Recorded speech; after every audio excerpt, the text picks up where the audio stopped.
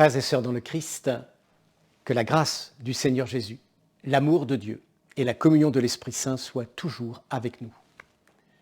Bonsoir.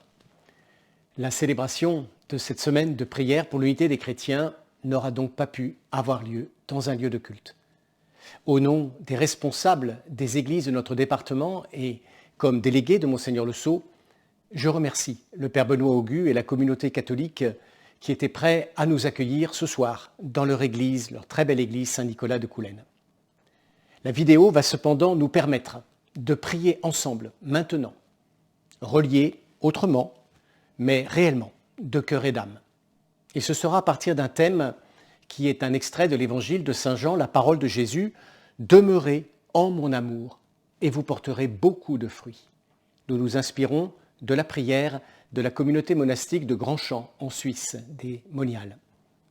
Appelons sur nous, au début de cette célébration, l'esprit de sainteté.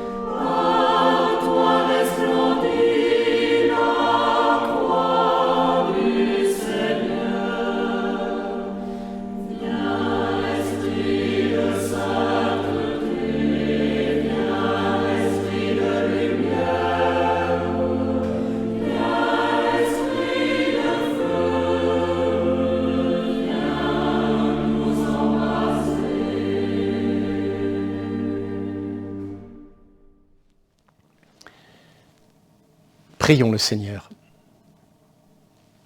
Seigneur, toi le vigneron qui prends soin de nos vies avec amour, tu nous appelles à voir la beauté de chaque sarment, la beauté de chaque personne. Et pourtant, trop souvent, la peur nous surprend, la confiance en toi nous quitte. Viens tourner notre cœur vers toi, donne-nous de vivre le pardon pour être ensemble à la louange de ton nom. Bénis le Seigneur, ô mon âme, Seigneur mon Dieu, tu t'es grandement magnifié, tu t'es enveloppé de louanges et de splendeur. Tu t'es revêtu de lumière comme d'un manteau, tu as déployé le ciel comme une tente. Sur les eaux tu as bâti tes chambres hautes, des nuées tu t'es fait un char.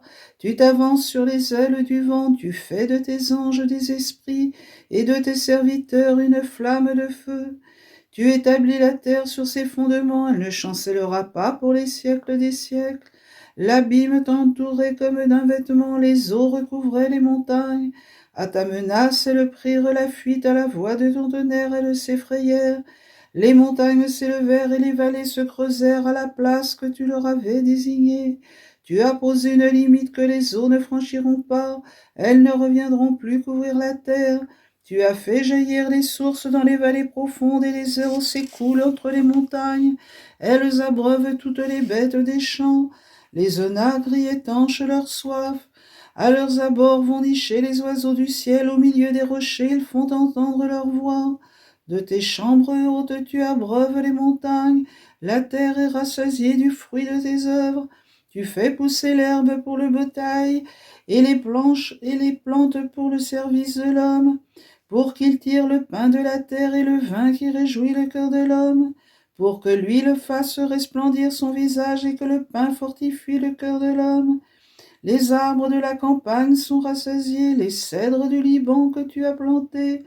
Là, les passereaux font leur nid, la demeure de la cigogne les domine. Les montagnes élevées sont pour les chamois et les rochers servent de refuge aux lièvres.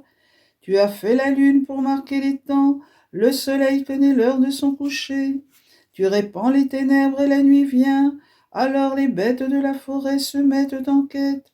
Les lionceaux rugissent après leur proie et demandent à Dieu leur nourriture. Le soleil se lève, ils se rassemblent et vont à leur repère se coucher. L'homme sort pour son travail, pour son labeur jusqu'au soir. Que tes œuvres sont grandes, Seigneur, tu as tout créé avec sagesse. La terre est remplie de tes créatures. Voici la grande et vaste mer, là vivent des reptiles sans nombre, des animaux petits et grands. Là voguent les navires et ce monstre marin que tu formas pour ton rire.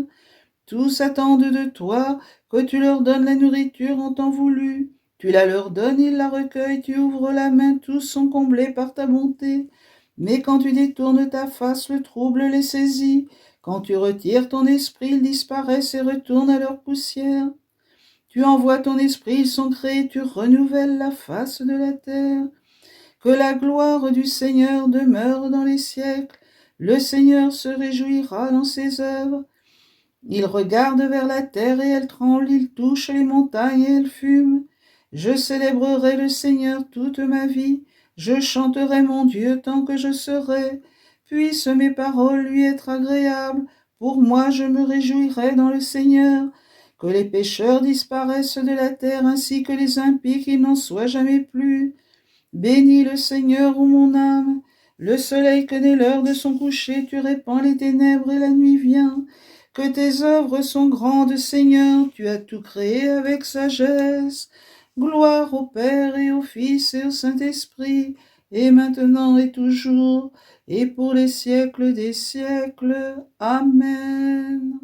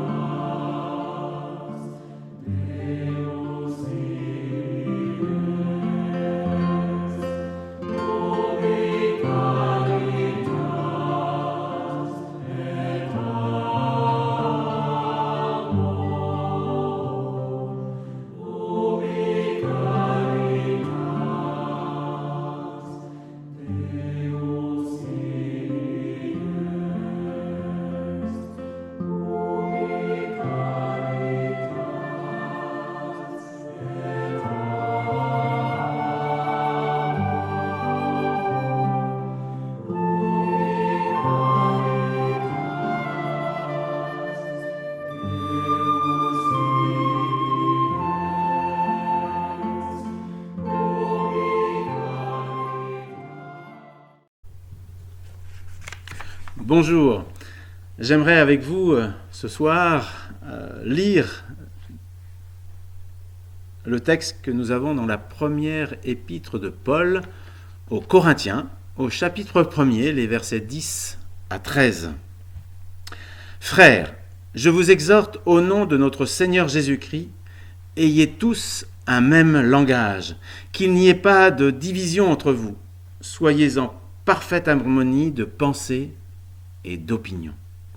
Il m'a été rapporté à votre sujet, mes frères, par les gens de chez Chloé, qu'il y a entre vous des rivalités. Je m'explique. Chacun de vous prend parti en disant « Moi, j'appartiens à Paul » ou bien « Moi, j'appartiens à Apollos » ou bien « Moi, j'appartiens à Pierre » ou bien « Moi, j'appartiens au Christ ». Le Christ est-il donc divisé ? Est-ce Paul qui a été crucifié pour vous ? Est-ce au nom de Paul que vous avez été baptisés ? Nous arrêterons là notre lecture. Je vous propose de prier. Seigneur, nous sommes si rapidement enclins à faire des clans, à nous considérer de Pierre ou de Paul ou de Céphas ou d'Apollos ou de Christ. Et Seigneur, tu nous demandes de vivre dans l'unité les uns avec les autres. Merci Seigneur pour cette parole de Paul qui nous invite à aller toujours plus loin dans cette unité du Christ, dans ce chemin que tu nous indiques. Béni sois-tu Seigneur pour ta parole qui nous conduit et qui nous réunit encore ce soir, mais aussi chaque jour de notre vie. Amen.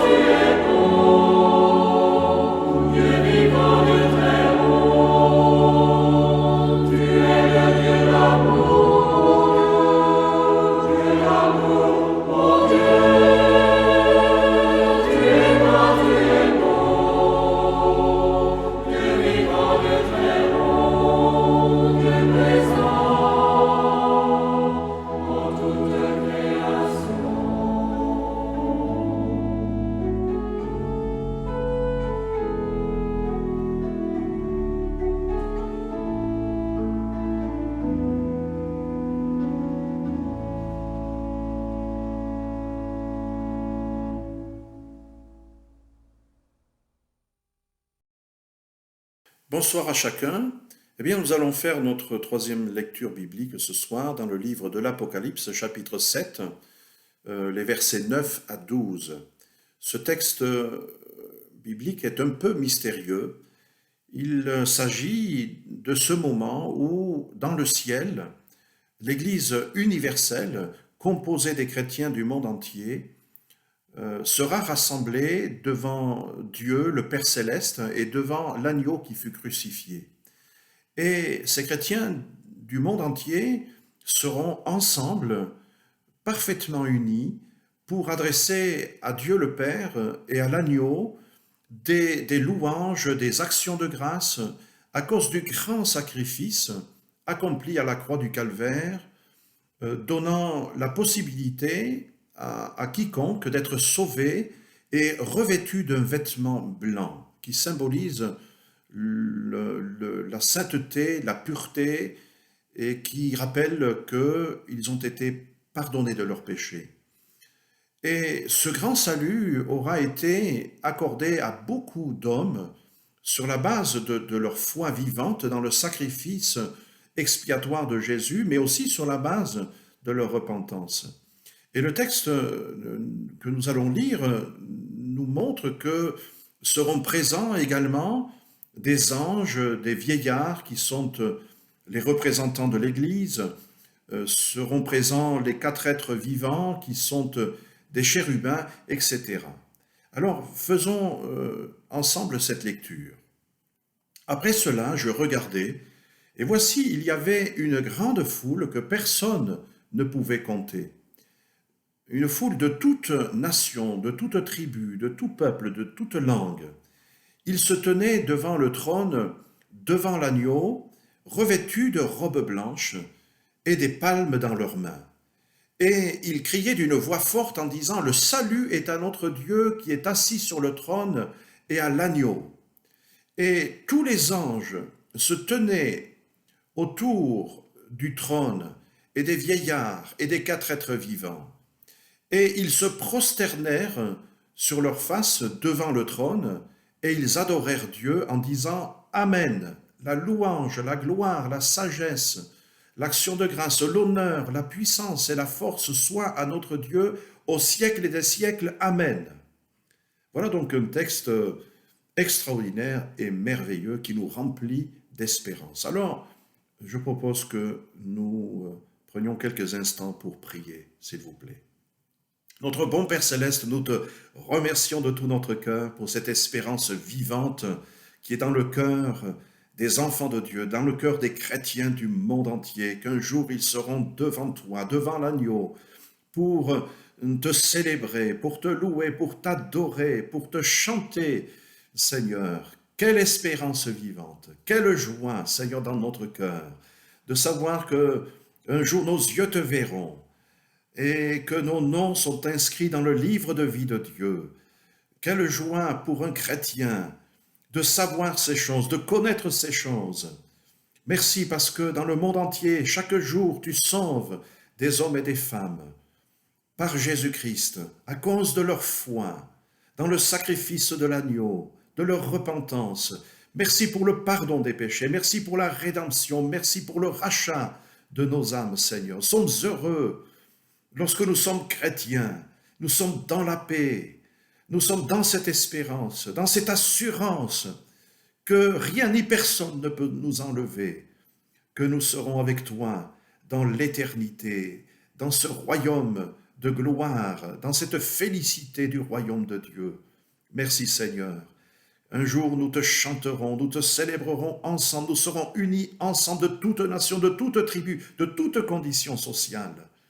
Mais en attendant ce jour, nous sommes ici-bas sur terre, et nous sommes ici ce soir, Seigneur, ensemble, unis, pour te chanter, pour lire ta parole, pour parler des choses du ciel, et aussi pour te célébrer, pour te louer et t'adorer. Et nous voulons le faire de tout notre cœur, avec sincérité. Merci, Seigneur. Que ton nom soit béni pour cette espérance glorieuse des enfants de Dieu, pour l'excellence de la connaissance de Jésus, l'agneau de Dieu, le Sauveur des hommes. Gloire à toi, Seigneur. Amen.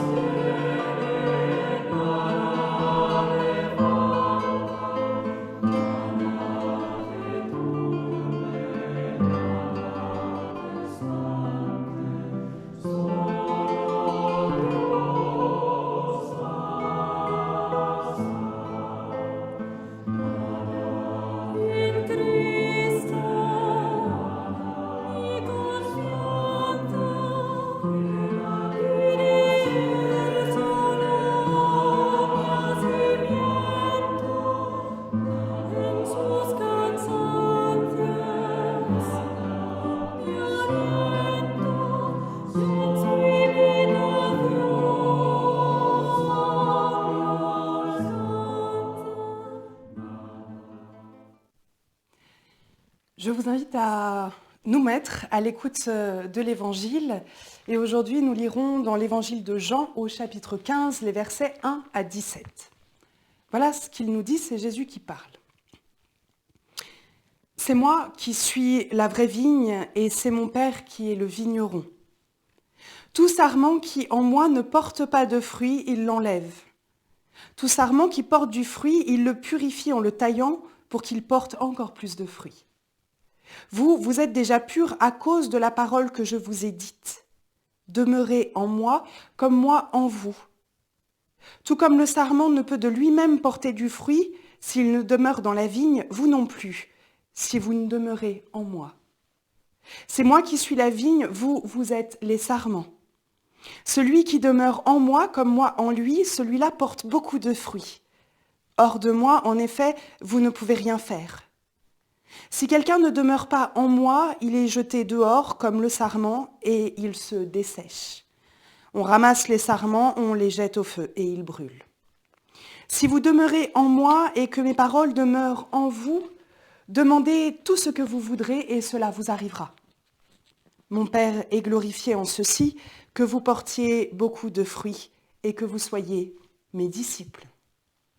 Comme le Père m'a aimé, moi aussi je vous ai aimé. Demeurez dans mon amour. Si vous gardez mes commandements, vous demeurerez dans mon amour comme moi j'ai gardé les commandements de mon Père et je demeure dans son amour. Je vous ai parlé ainsi pour que ma joie soit en vous et que votre joie soit complète. Voici mon commandement, que vous vous aimiez les uns les autres comme je vous ai aimés. Personne n'a de plus grand amour que celui qui se défait de sa vie pour ses amis. Vous, vous êtes mes amis si vous faites ce que moi je vous commande. Je ne vous appelle plus esclave parce que l'esclave ne sait pas ce que fait son maître. Je vous ai appelé amis parce que je vous ai fait connaître tout ce que j'ai entendu de mon Père. Ce n'est pas vous qui m'avez choisi, c'est moi qui vous ai choisi et institué pour que vous alliez, que vous portiez du fruit et que votre fruit demeure, afin que le Père vous donne tout ce que vous lui demanderez en mon nom. Ce que je vous demande, c'est que vous vous aimiez les uns les autres. Seigneur, ta parole est parole de vie. Viens mettre en nous la vie. Amen.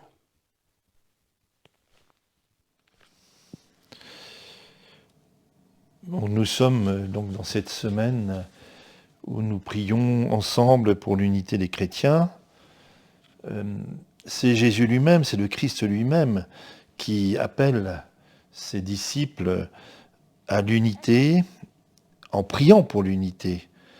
Nous entrons par notre démarche, et ce soir en particulier, dans la volonté même de Jésus, dans sa prière.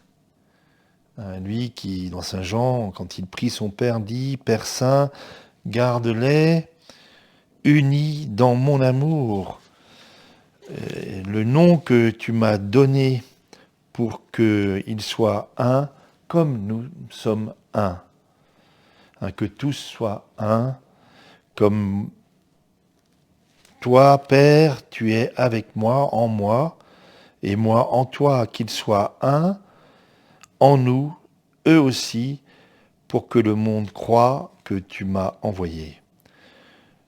Nous le savons, nous avons, au cours de l'histoire, blessé cette unité, parfois profondément.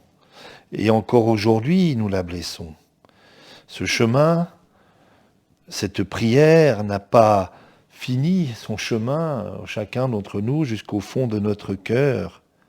Et si nous prions ensemble ce soir, c'est parce que nous voulons continuer à avancer avec détermination, j'espère, mais aussi une profonde humilité dans la recherche de cette unité.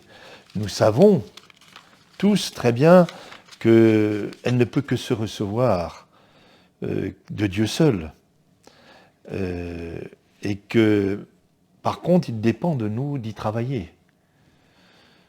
Il ne s'agit pas de n'importe quelle unité, nous le savons, d'une espèce de consensus où on évite de se parler des choses qui fâchent. Jésus demande à son Père que nous soyons un comme ils sont un. C'est-à-dire qu'il s'agit de quelque chose d'extrêmement plus radical et plus profond. Il s'agit d'entrer dans l'unité de la Trinité elle-même. Que nos communautés chrétiennes reflètent la communion du Père et du Fils et de l'Esprit Saint. Que nous croyons, que nous soyons une trace de la Trinité dans l'histoire. Cette expression que je trouve magnifique, trace de la Trinité dans l'histoire, c'est une expression du pape Jean-Paul II. La communion entre nous doit dire quelque chose du mystère de l'amour de Dieu pour l'humanité. Lui qui, dans le Christ, veut que tout homme le connaisse, et tout homme et toute l'humanité entrent dans la communion avec lui, et que nous soyons constitués dans la communion les uns avec les autres. Et nous savons bien que sur ce chemin, nous avons encore beaucoup de chemin à faire et de conversion à vivre. Cette année, le thème retenu pour cette semaine de prière, ou plus exactement le passage de l'Écriture que nous sommes invités à méditer, est bien connu. Demeurez en mon amour, ou demeurez en moi, demeurez en mon amour, et vous porterez du fruit. Nous avons, bien sûr, en mémoire ces passages de l'Écriture. Je me permets de vous citer l'Évangile de Saint Jean. Encore, demeurez en moi, comme moi en vous. De même que le sarment ne peut pas porter de fruits s'il ne demeure pas sur la vigne, de même nous non plus. Nous ne pouvons pas porter de fruits si vous ne demeurez pas en moi, dit le Seigneur. Le Père m'a aimé, moi aussi je vous ai aimé, demeurez dans mon amour. Mon commandement, c'est de vous aimer les uns les autres. Donc il s'agit de demeurer en lui, de demeurer dans l'amour de Dieu, en nous aimant les uns les autres, bien entendu, en entrant aussi dans l'amitié, c'est ça qu'il souhaite, dans l'amitié avec lui, dans l'amitié avec Dieu. Demeurer en lui. Il s'agit en réalité de rester avec lui, de vivre avec lui, d'être là où il est, de ne pas le quitter. et d'écarter de notre vie ce qui fait que nous le quittons, que nous nous séparons de lui. Il veut habiter en nous, il nous invite à habiter en lui. Pour être peut-être encore plus simple, il veut venir dans notre maison, où il nous invite à entrer dans sa maison. Vous savez, je pensais à ce passage que nous connaissons tous, de la rencontre avec, à Jéricho, avec Zachée, quand le Seigneur lui dira « Descends vite, je veux venir demeurer, habiter chez toi, venir chez toi aujourd'hui. » Si nous sommes divisés, et nous le sommes, c'est peut-être parce que nous ne sommes pas encore totalement avec lui, c'est parce que nous ne demeurons pas toujours, ou n'avons pas toujours demeuré en lui. Alors comment demeurer dans son amour? Permettez-moi quelques propos très, très simples et très immédiats peut-être, mais d'abord, vous savez, l'expérience fondamentale du chrétien, ce qui fonde l'expérience chrétienne, c'est résumé dans la lettre de Saint Jean, la première lettre de Saint Jean, quand il dit « Dieu est amour, celui qui demeure dans l'amour demeure en Dieu, et Dieu demeure en lui. » Où nous avons reconnu et nous avons cru que l'amour de Dieu est parmi nous. Ce qui définit fondamentalement la vie chrétienne, c'est nous avons reconnu et nous avons cru que l'amour de Dieu demeure parmi nous, et l'amour de Dieu qui demeure parmi nous, nous le savons, c'est Jésus lui-même, Dieu fait homme. Alors pour demeurer en lui, il me semble qu'il faut d'abord se laisser aimer. Nous sommes aimés personnellement, d'un amour unique, gratuit, absolu. Au fond, quand nous disons l'amour de Dieu, quand nous disons Dieu est amour, ça veut dire en clair, c'est qu'il m'aime moi. Et un jour ou l'autre, nous devons comme goûter, et nous l'avons fait, j'espère, ou si nous ne l'avons pas fait, demandons-lui cet amour tout à fait personnel, nous laisser aimer. Et vous savez qu'en réalité, nous aspirons tous à être aimés. Sommes-nous aimés? C'est la question fondamentale de nos vies. Et en même temps, c'est peut-être l'exercice le plus difficile, se laisser aimer, puisque cela suppose, au fond, une humilité, un acte d'humilité. Je pense aux propos, bien entendu, de Jésus au jeune homme riche dans l'Évangile. Il le regarda et il l'aima. Donc, demeurer dans l'amour de Dieu, c'est d'abord accepter, se laisser regarder, aimer personnellement par le Seigneur lui-même. Bien entendu, demeurer dans son amour, c'est aussi aimer Dieu. Là, peut-être pour illustrer mon propos, c'est la question que Jésus pose à l'apôtre Pierre à la fin de l'Évangile après la résurrection. Pierre, m'aimes-tu? La seule question et la seule réponse qui puisse fonder un appel. Il ne lui demande pas, es-tu compétent? Ou il ne lui demande même pas, est-ce que tu vas me renier encore une fois? Ou est-ce que tu vas être fidèle maintenant? Non, m'aimes-tu? M'aimes-tu? Et la réponse de Pierre, qui va être une réponse au fond très simple, parce qu'elle intègre sa fragilité. Tu sais tout, tu sais bien que je t'aime. Nous sommes invités, nous-mêmes, à entendre sans cesse et sans cesse cette question.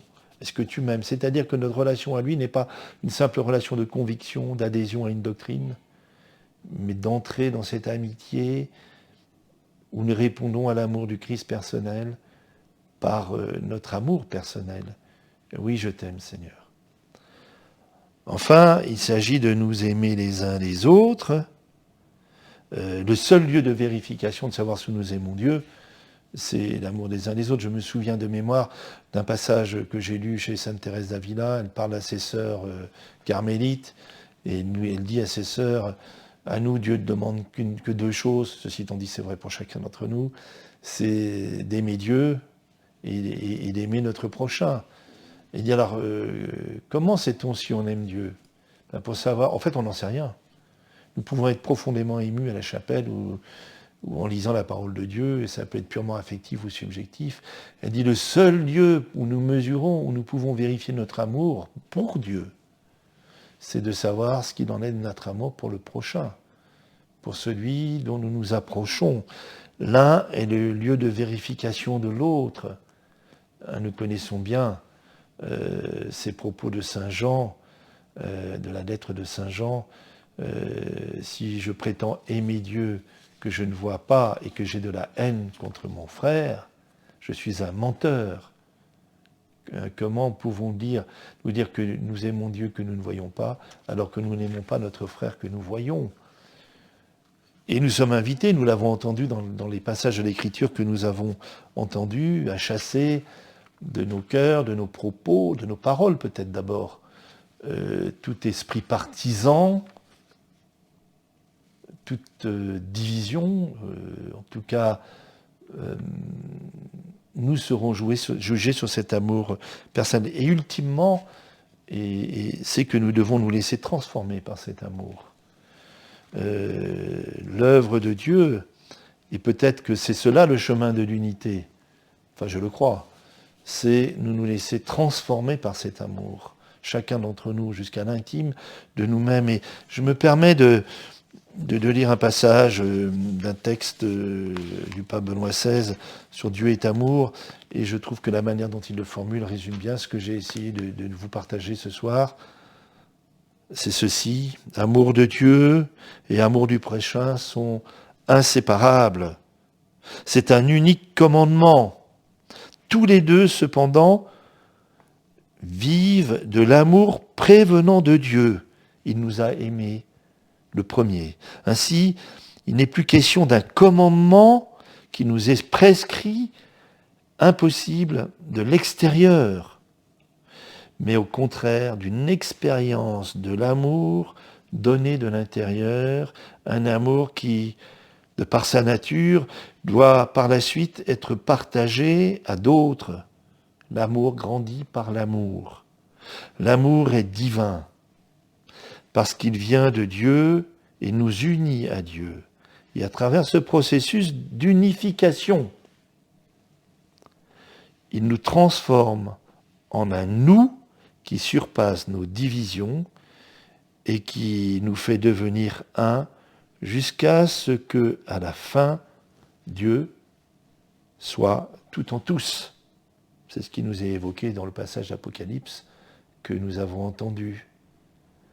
Alors demandons d'être assez pauvres pour nous laisser configurer, transformer, unifier au cours de notre existence par l'amour même de Dieu. C'est un amour exigeant, je vous l'accorde, mais c'est un amour transformant. Nous sommes invités à nouveau à nous y livrer.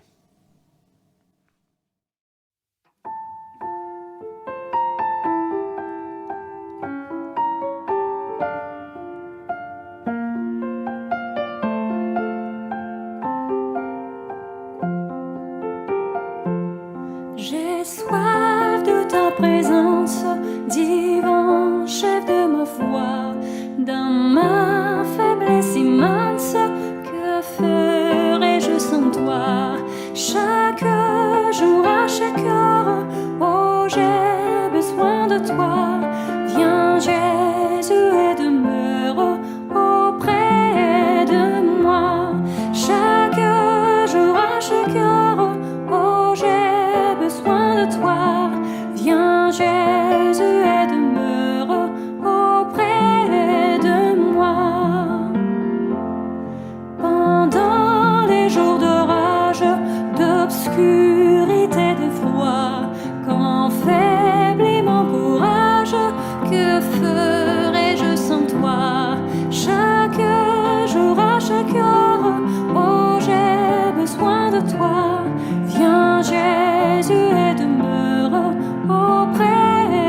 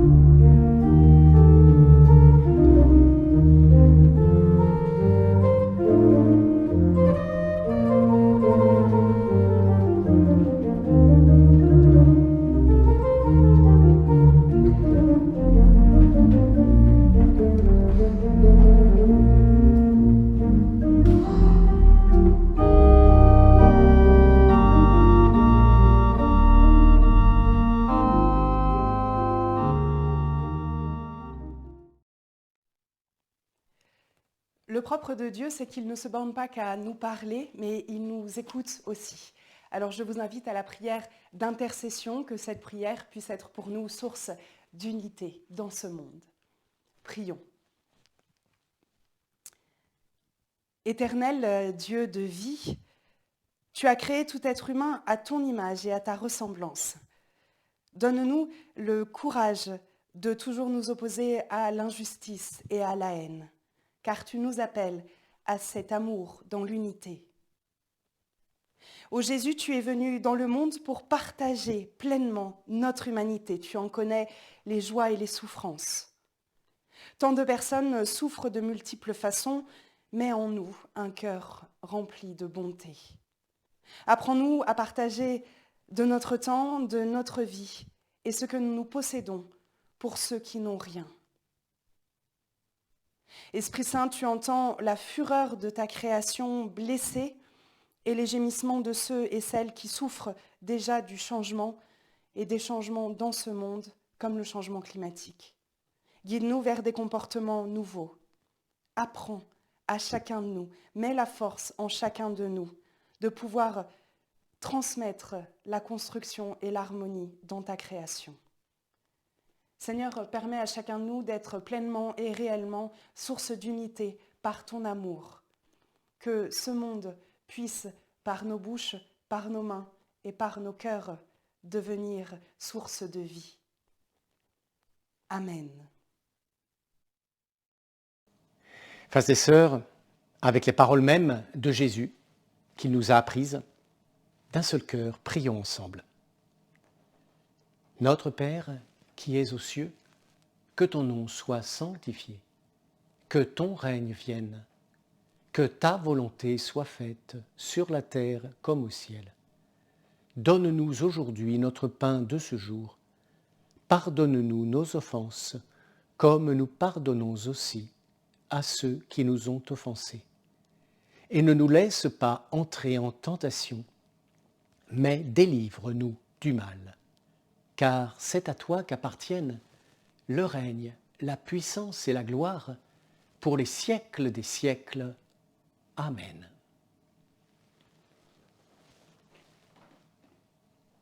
Au moment de conclure, laissons-nous, les uns et les autres, ensemble, bénir par le Seigneur, pour devenir chacun, chacune, une bénédiction pour tous nos frères et sœurs humains. Que le Dieu de l'espérance nous remplisse de toute joie et de toute paix dans la foi, pour que nous abondions en espérance par la puissance de l'Esprit Saint, au nom du Père et du Fils et du Saint-Esprit. Amen.